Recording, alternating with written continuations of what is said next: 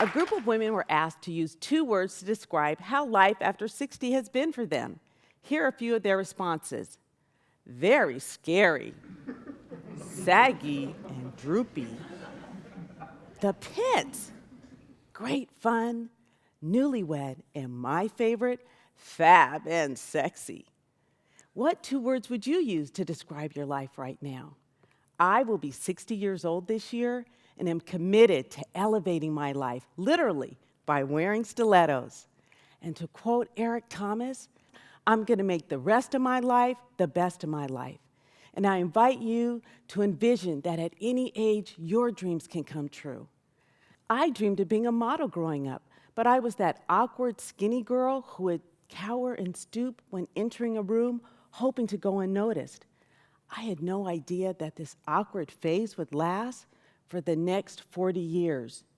All my life, I strived to fit in, to be accepted, to be liked at any cost. And as I stand before you now, it's terrifying for me because I always wanted to fit in. But I had this intense fear of rejection. And up till now, that fear has ruled my life. What I saw as failure then, I see as fortune now. And what I saw as a dream denied, it's simply a dream deferred.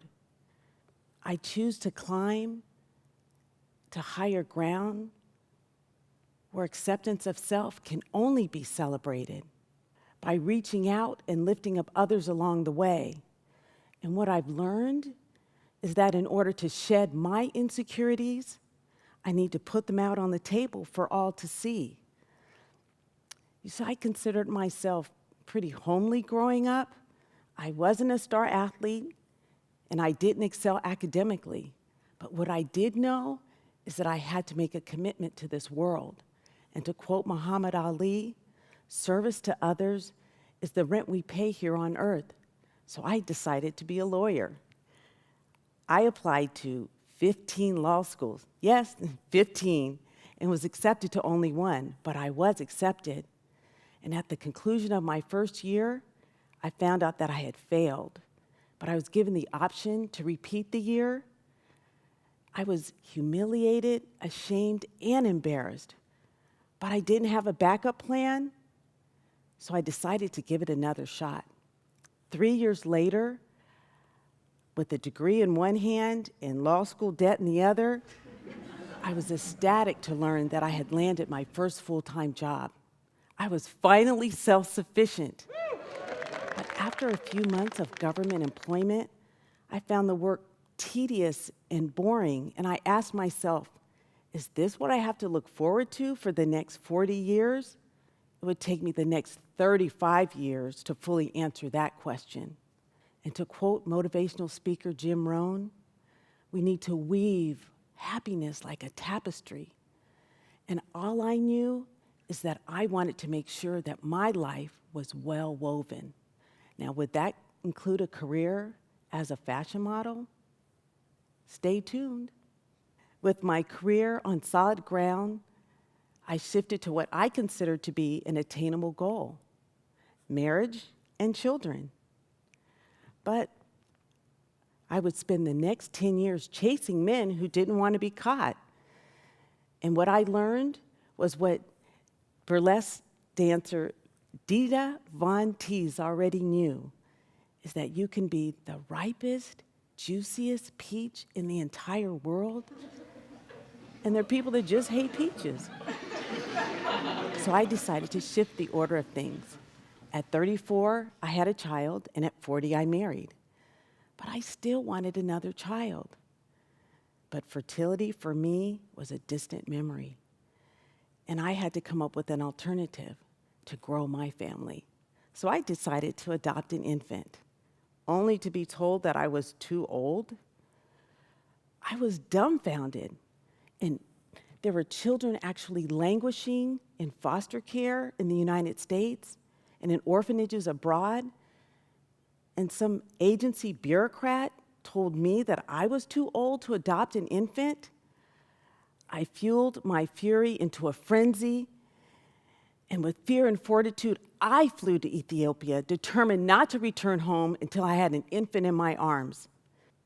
3.5 weeks later, I was home with the sweet 6-week-old baby. I was invincible.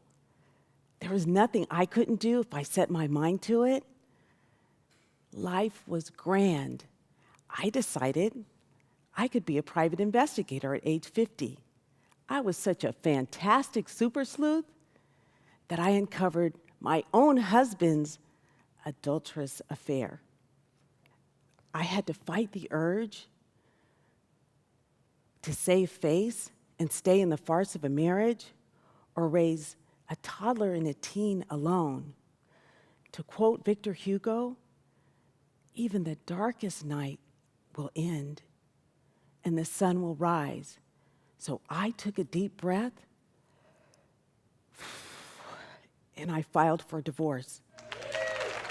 The fallout from that decision would linger for some time. Romance took a holiday, and I was grateful. I needed a break. But what is meant to be will always come to pass. And within that year, I met a handsome 5'8" man who told me if I elevated my altitude, it would improve my overall attitude. He said he loved women in high heels. The higher the heel, the better. And to quote Debbie Steele, heels are confidence in the form of stiletto. And if I sprain an ankle or fall down a flight of stairs trying to strut my stuff, I'll reflect on the line from that movie, Steel Magnolias. I'd rather have 30 minutes of wonderful than a lifetime of nothing special. I became a shoeaholic and have never looked back. I saw myself actually as a stiletto in a room full of flats. The world became my runway, and I was determined not to let someone put me in a box labeled perishable, soon to expire, or fragile, handle with care.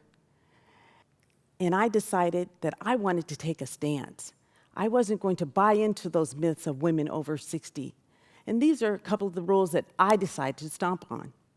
I decided I wanted to stomp on those rules, those fashion rules for women over 60. Here are a few of my favorites. Rule number 1, don't dye your hair black and don't wear it long. Check, I'm doing both. Rule number 2, don't wear jeans, leggings, or short skirts. Jeans, check. Leggings, I have a drawer full of those. And short skirts, I'm still working on that one. Rule number 3, don't show cleavage. Seriously? And rule number 4, women over 40 don't wear heels. And as you all know, I'm way over 40. In addition to elevating my wardrobe, I decided to move forward with my career and my love life as well. At 55, I became a mediator, and at 57, I married that fine 5'8" man who loved women in high heels. And I am proud to admit that I'm somewhat of a cougar in that my husband is 7 years my junior. To quote Mark Twain, age is an issue of mind over matter. If you don't mind, then it doesn't matter. And moving forward, I am living my passion of being a restorative justice facilitator. I'm fulfilling my dream of being a public speaker, and just maybe I'll pursue a modeling career. You never know what you're capable of until you take the first step. Just go for it, whatever your it is. Let's dance like everybody's watching because we deserve to be seen.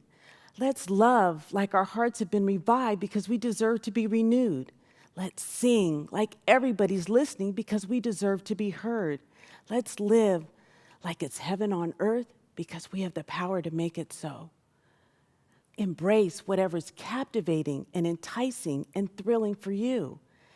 To quote Jack Kerouac, be in love with your life, every minute of it. 60 in stilettos, that's me. Thank you.